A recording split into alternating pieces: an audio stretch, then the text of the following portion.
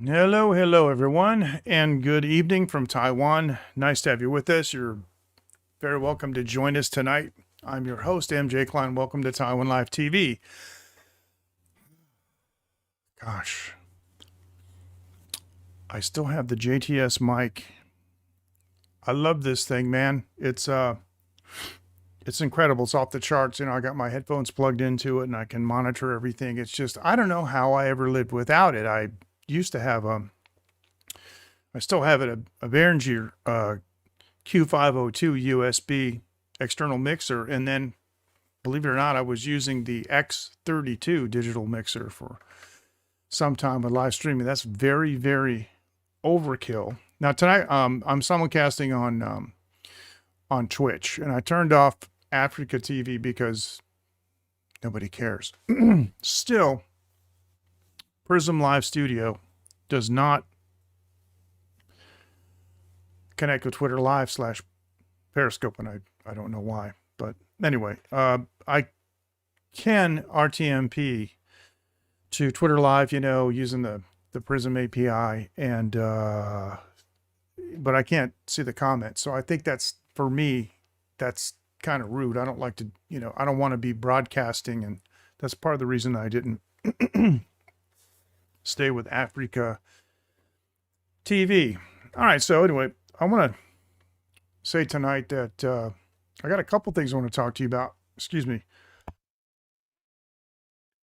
Last week I told you a few stories about some music stuff, and I wanted to kind of bring up a few of these things because you know what? I've had enough bad news. I don't know about you guys, but I've had it up to here with bad news. Oh, by the way, it's hot. It's hot here in Phoenix Media Forge Taiwan Live TV studio here, and it's so hot my my air conditioner committed suicide. How's that? So, and all right, so I just want to make sure that we're actually like on the air because worse things have happened. It says, according to, according to this, according to that, we are on the air. So that's good. Wow, quite a bit of a lag.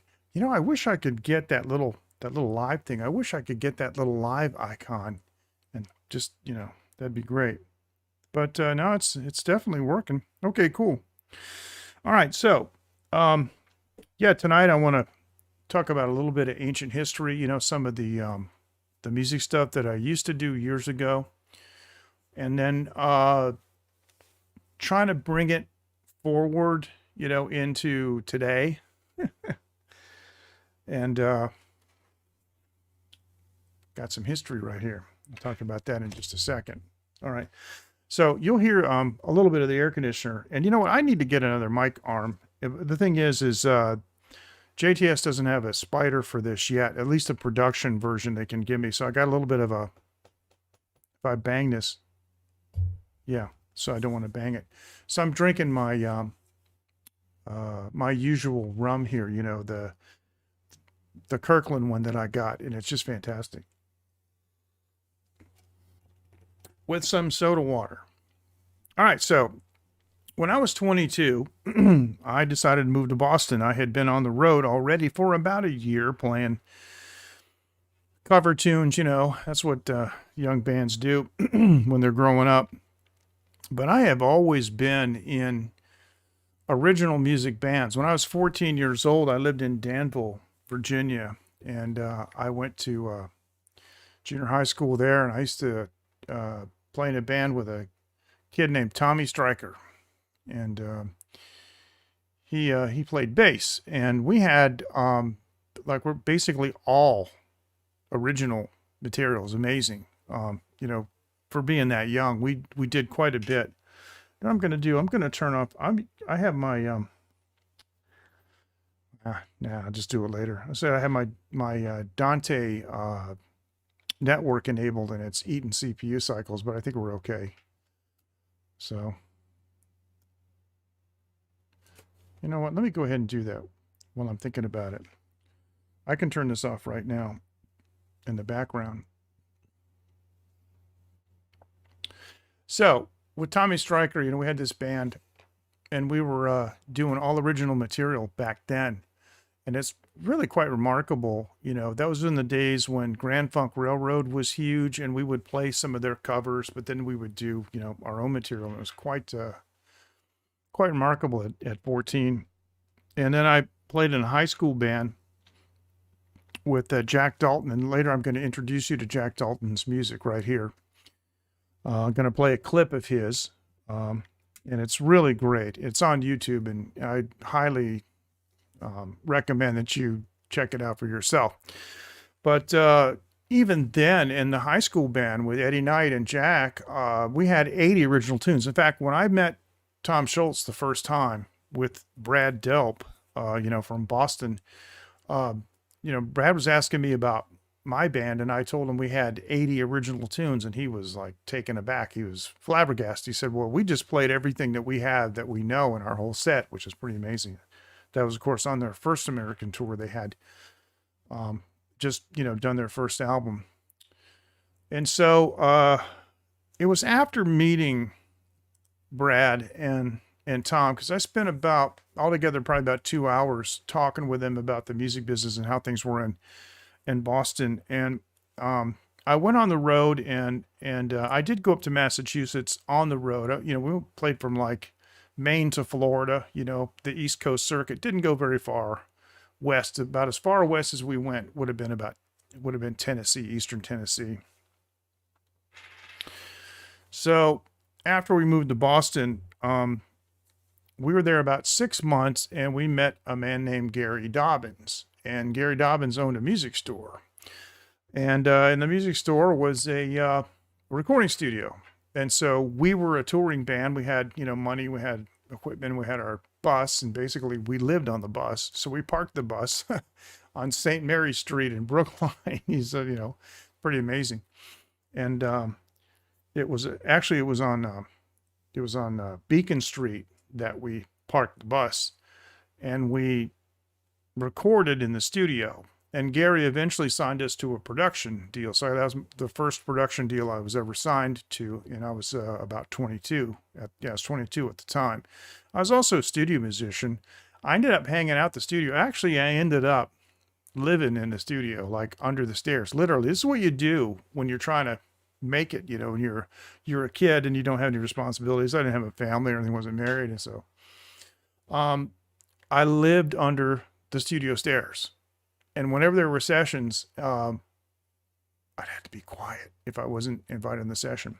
But I, had some session work I did with Ellis Hall and Armstead Christian and Tavares and the Tavares band. That was great, man. There's some great times, because they came in the studio, and I was hanging out with Butchie and Steve and Shelly Steele, who I still keep in contact with. He's one of the greatest bass players ever. He's still in Boston. And like the next weekend, they were on, Don Kirshner's rock concert. So it was pretty amazing stuff. Those amazing days. So in the studio, we formed a new project, and it was kind of funny because we were doing all these British style idioms. We were using British amps, and, the sound of the band was very British. So we just decided to name ourselves Britain because we could. Now, that was back when bands were naming themselves after cities or states or something, locations, because there was, Boston and so forth. And there was another band in Boston that called themselves France.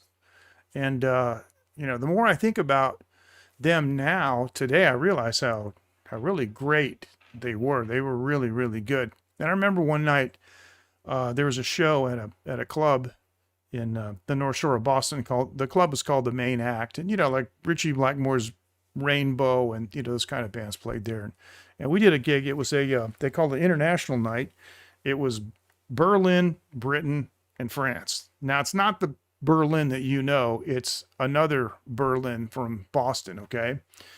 And so we played the middle set, and it was very advantageous for us to play the middle set. And that was a pretty amazing night because we had to do 5 encores. People were threatening to blow the place down. They were burning it. They were taking napkins and lighting them on fire and throwing in stuff. And this was a big balcony. You know, people were throwing stuff out the balcony. The club owner came backstage and he said, you know, get your butts out. He didn't say, get your butts out on stage, you know, and play more. So we played everything we got. Sounded like Brad Delp. And he said, I don't care, play it all again, but, you know, they're going to burn my place down. And that was a really, really nice gig. That was actually, I had just seen Tom Schultz earlier that day and gotten the Tom Schultz Power Soak to use on my amplifier. And one of the reasons that the gig was so successful was because finally we could get our amplifiers under control. And let me show you what I'm talking about, because this is a picture of Britain. I'm going to say probably about, excuse me, 1980 or 1981, I'm going to say. And this picture was taken at a very famous Boston club called The Channel. And The Channel, actually, you can find them on the internet, The Channel. And The Channel has even published their schedule, you know, the schedule that they had for all the bands years ago. And I found our name on one. I didn't like. I mean, just like years worth of stuff. I found the band name on one page. It was pretty cool. Now that's me in the center, and I'm wearing light colored pants and like a dark, kind of like a leotard top.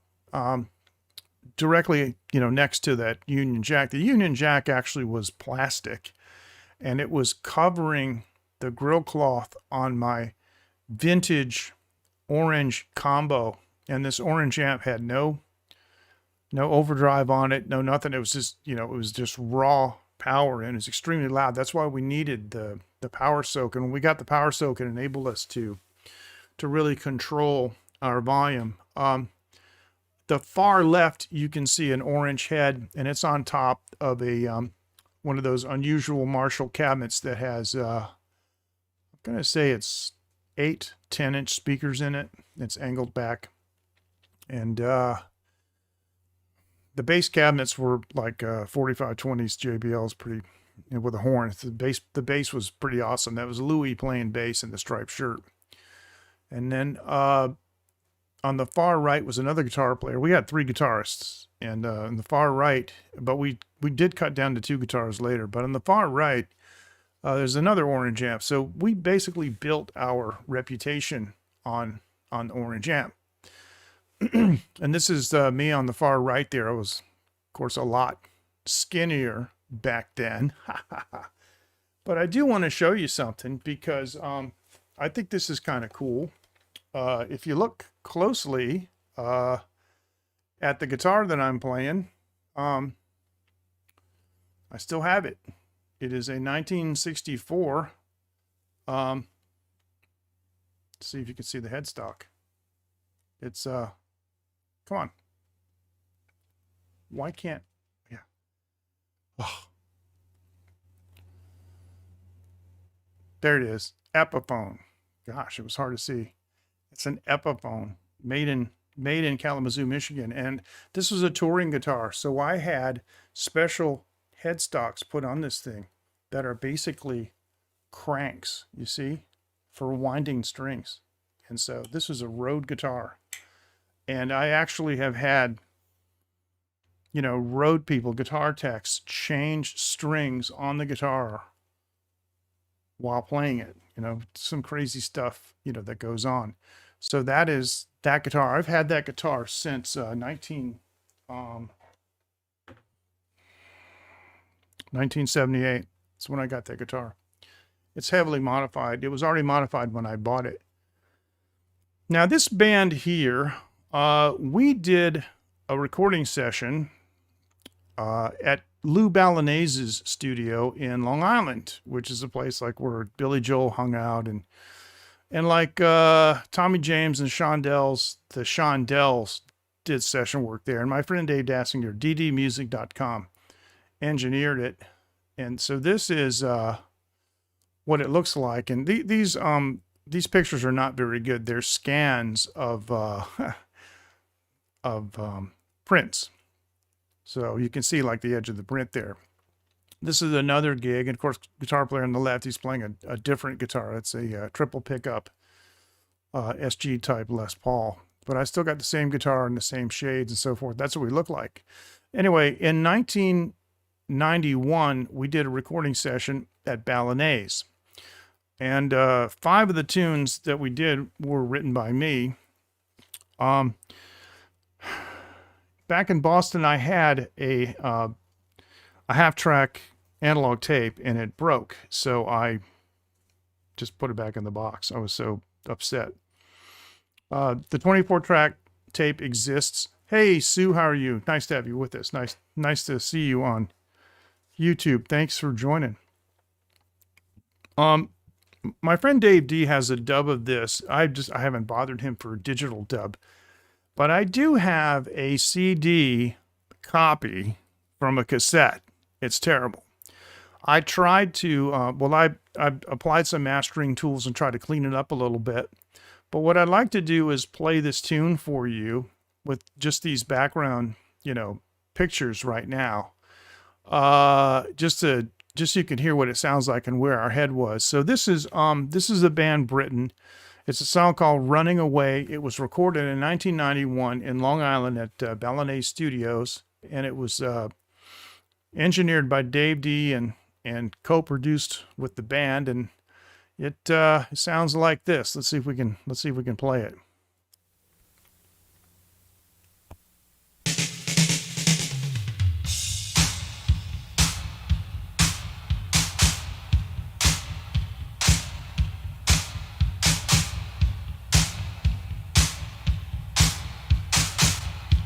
Yeah, everything is great. Thank you.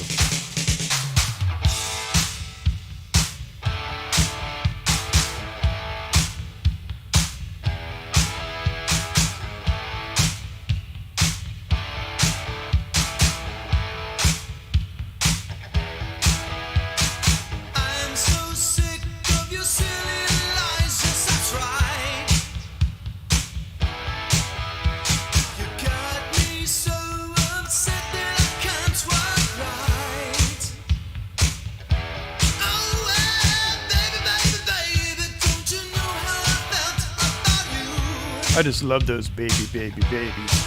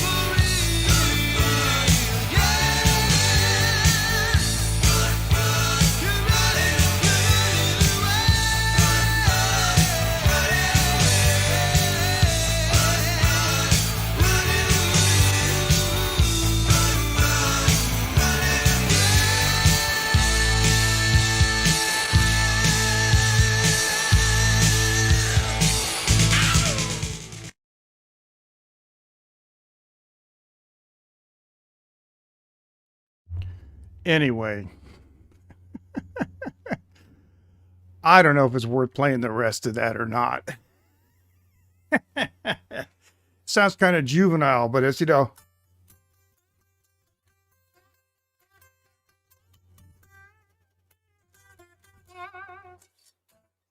Anyway, if you really want,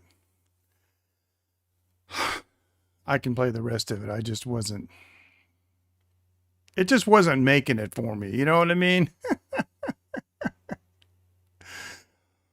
Thanks. Well, I appreciate it. If I go back to it, then, it's like if I go back to it, then yeah, it'll start over. Well, maybe what I could do is, let me see if I can just pick it up. I'll see if I don't know. I'll see if I can, uh,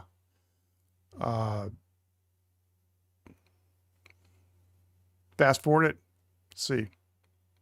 I don't know. Let's see if I can.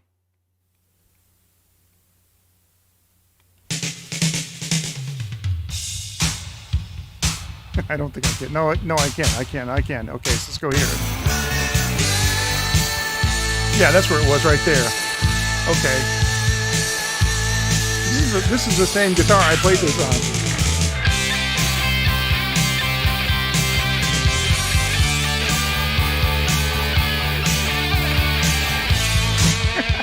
Wow.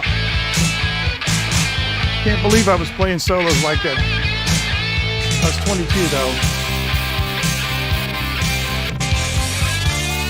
And some tape dropout.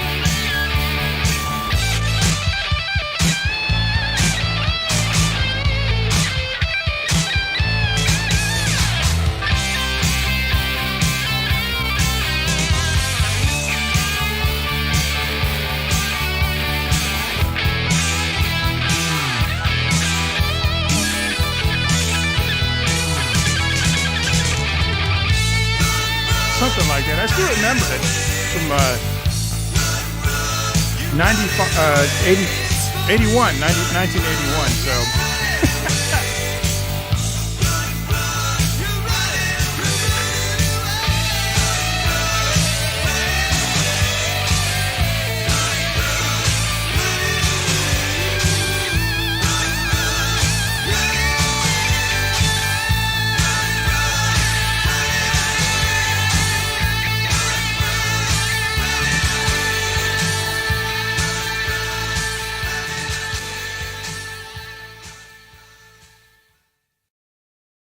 all right, so we used the, I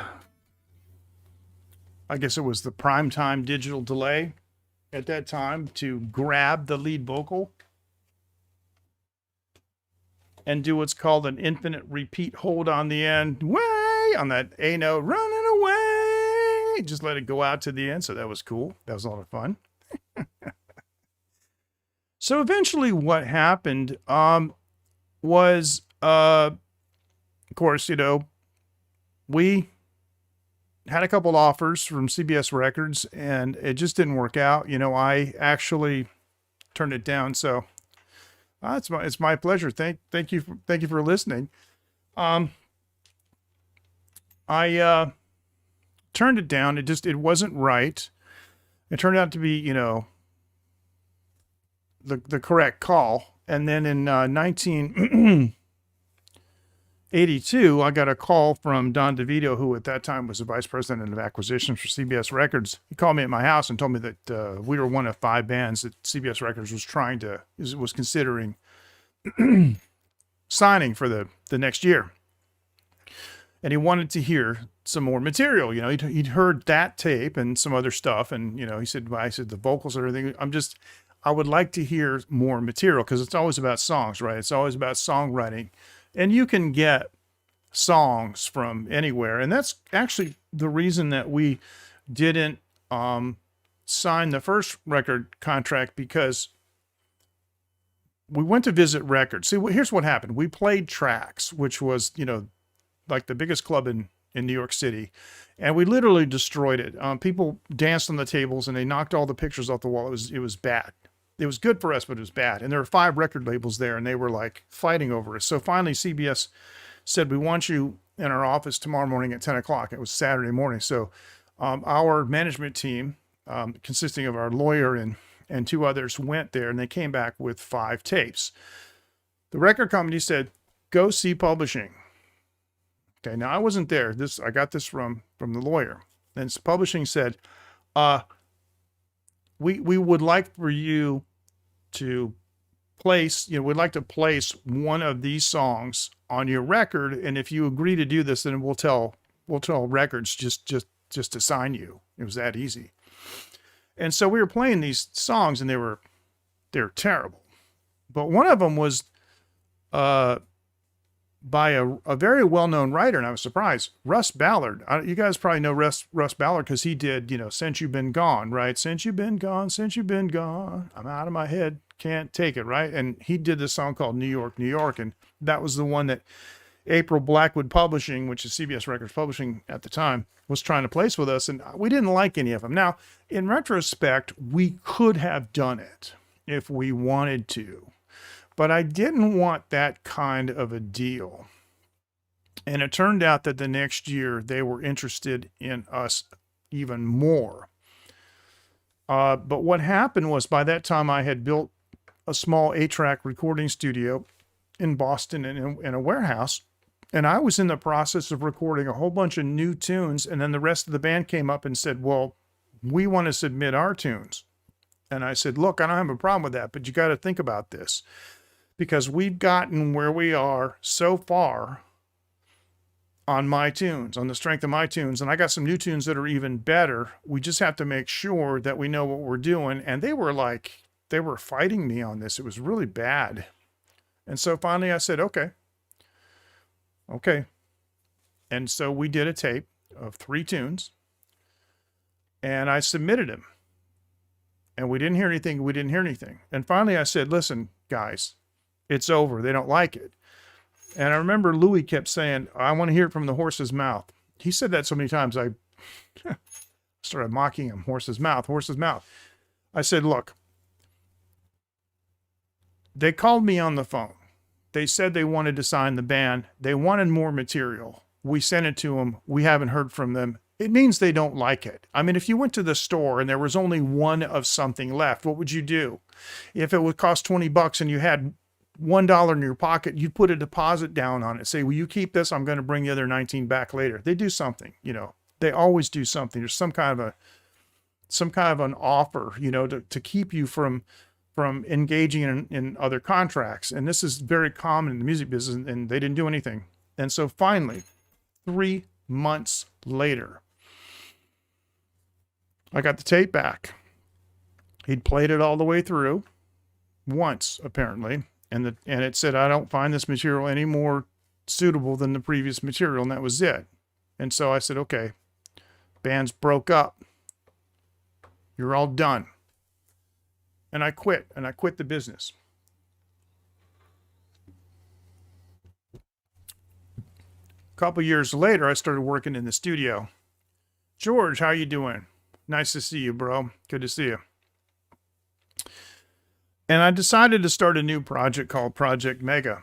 Now, there's a man named Paul Wheeler, and Paul Wheeler is a professional artist, and he designs corporate IDs for big companies. He did the original Cellular One program, for Cell One, and he took a paintbrush and he made my first logo as a solo artist, and this is it, MJK. Now, if you go to YouTube and you look up recording artist MJK, you will see this logo. That's me. I only have one song that I've released from the old record, and I'll show it to you in a second. I'll show you the record in a second. But I had a promotional picture taken. It was purposely fuzzy, but of course this is back in the old days. Digital cameras weren't like they were, but this is a kind of a fuzzy picture of me with a goatee and that same guitar that I had. And now here's the cool part. This is a scan of the first CD that I did. Now I did do in 81.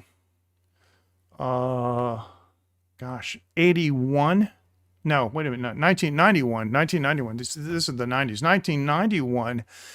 I did do a cassette release of 2 tunes, and I put those 2 tunes on this record, which is called Classic Reminder. Now, let me show you something about, this is, I got to show you something about Classic Reminder because this is, I think this is really cool. Um, After it's all said and done, you know, I sold, I don't know how many thousands of these. They were in, you know, Tower Records, Media Play, Strawberries, you name it, in the United States. This is all that's left from the record company. We owned our own record company. This is it. So I never showed this to you guys before. And I've been live streaming quite a while, but this is it. That's the record. And we designed this to look like a 45. And here's what happened. Philips. See, back then we didn't really care so much about intellectual property like we do. Philips stole this idea and started making CDs that look like this. If you see the Philips compact disc that has a label on the front of it, in the middle of it, like a record, they copied me. This was my idea. I did this first. It doesn't have the same proportions as a 45. It's just supposed to remind you of a 45. And actually, somebody did pick this up and say, oh, I didn't know they made records anymore. They thought it was a mini disc. Yeah, they're copycat. So I'll tell you what.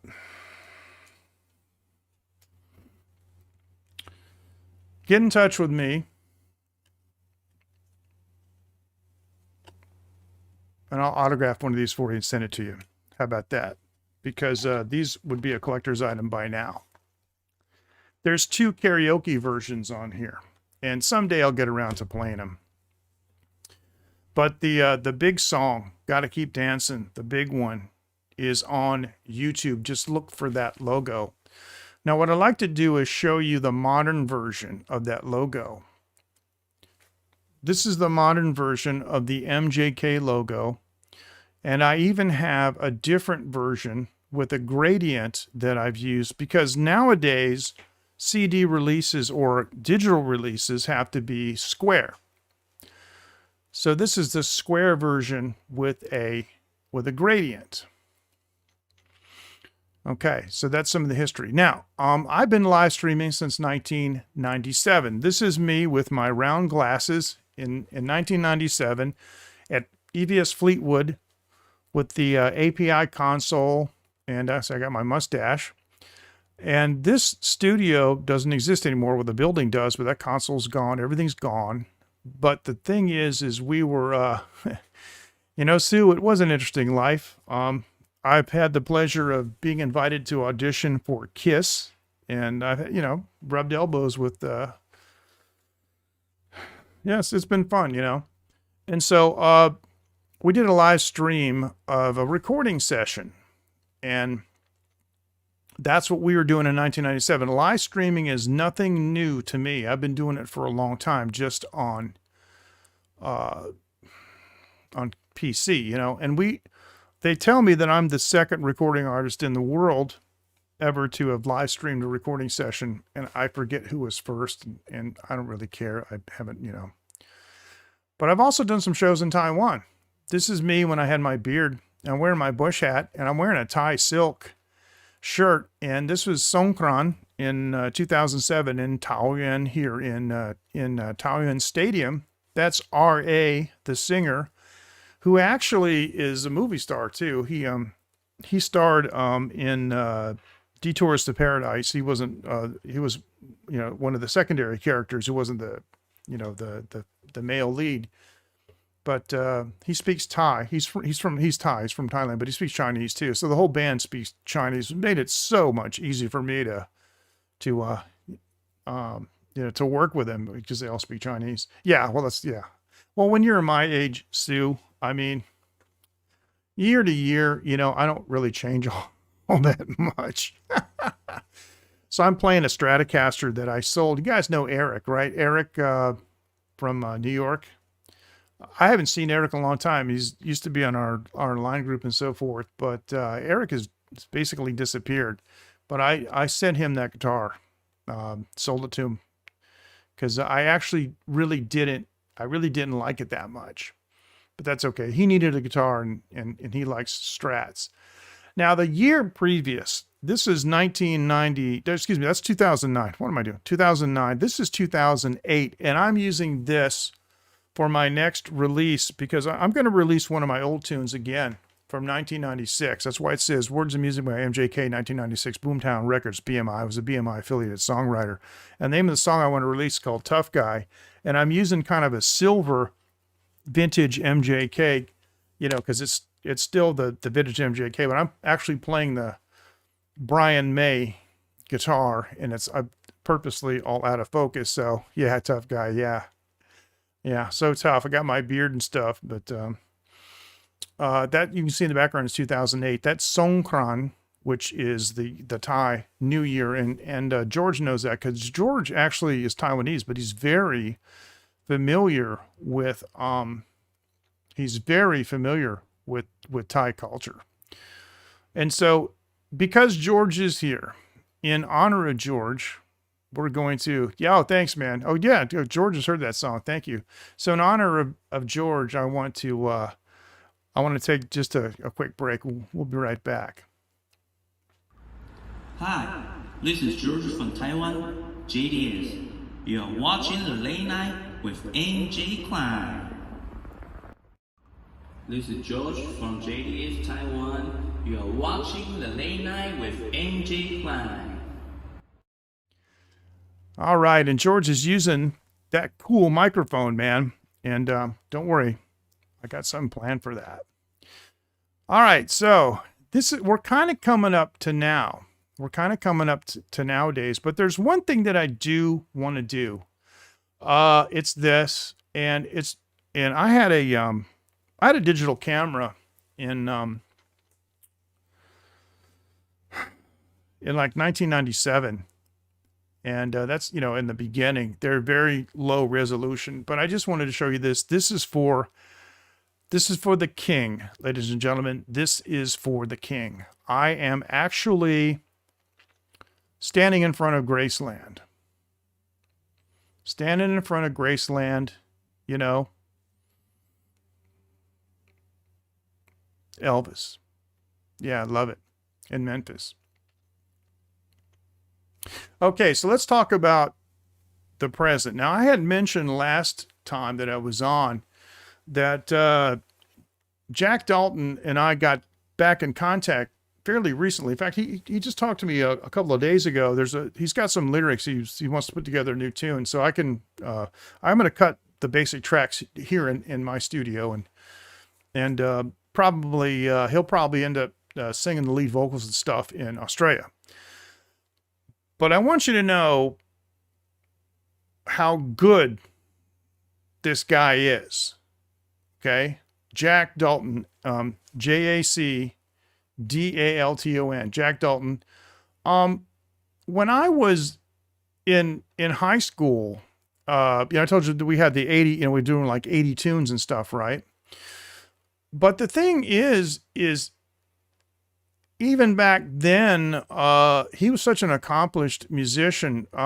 We wanted to do, he said, because the Doobie Brothers had a tune. Sorry, I'm discombobulated. The Doobie Brothers came out with this tune called "Old Black Water." You know that song? It's a great tune. So he says, yeah, we should do "Old Black Water." And I'm like, dude, it has a violin on it. He's like, yeah. I said, oh, so you play violin? Yeah. And he opens a violin case and he starts playing the violin to "Old Black Water." And I'm like, I can't believe this guy. I can't believe it.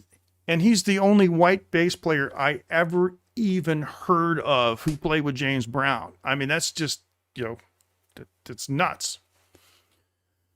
So he released a song. It's on YouTube. I'm going to show it to you right now. It's called For Your Love. For Your Love. Let me show you that now. I'm just going to go ahead, switch to my browser, and you guys are not going to believe this song. Okay, here it goes.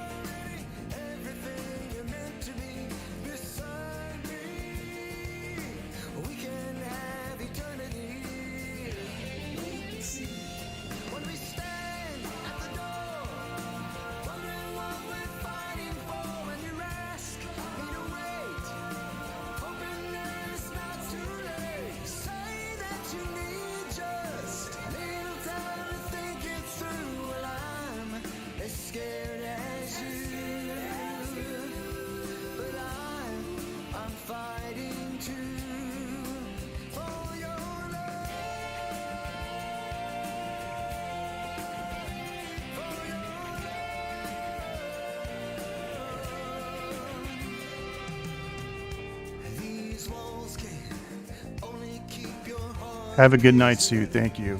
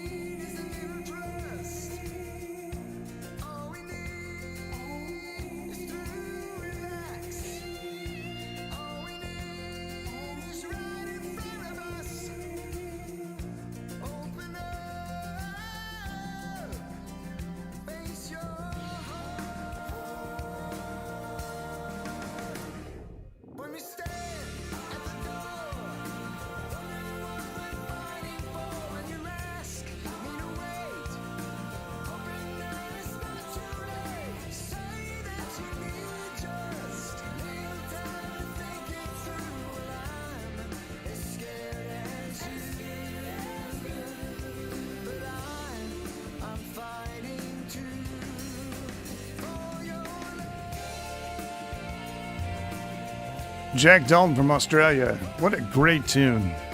Oh, man.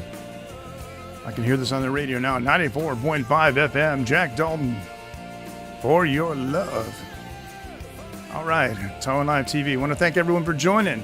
Going to say good night. I want to thank Jac for doing such a great record. It's incredible. All right. Better stop it because it's gonna repeat. That's okay. What we can do is we can fade it out.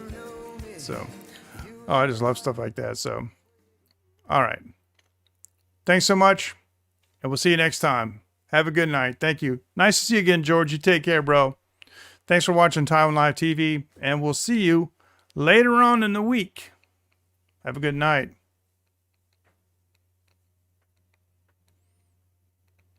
Just go back to this, man. Whoa.